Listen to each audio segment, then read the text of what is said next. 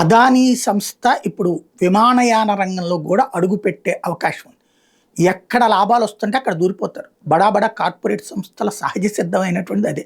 దాని మీద మండిపడేవాళ్ళు మండిపడతానే ఉంటారు. జరిగిపోయేది జరిగిపోతూనే ఉంటుంది. ఇప్పుడు ఒకప్పుడు చిల్లర కొట్లు, హోల్సేల్ షాపుల నుంచి సూపర్ బజార్ల నుంచి షాపింగ్ మాల్స్, ఏది ఇప్పుడు బడా బడా సూపర్ బజార్లు వచ్చేసినాయి, డిమార్ట్లోనూ ఇట్లాంటి అట్లాగా ఎప్పటికప్పుడు మారిపోతున్నారు. కాబట్టి మనకు అంబానీ అదానీల మీదనైతే నెగిటివ్ క్రియేట్ చేస్తుంటారు కాబట్టి అది నడుస్తూ ఉంటుంది. కాకపోతే చిన్న చిన్న వ్యాపారాలకి ఇది దెబ్బ అంటే ఖచ్చితంగా దెబ్బ ఉంటుంది. అదే సందర్భంలో మంచి ఉంటుంది.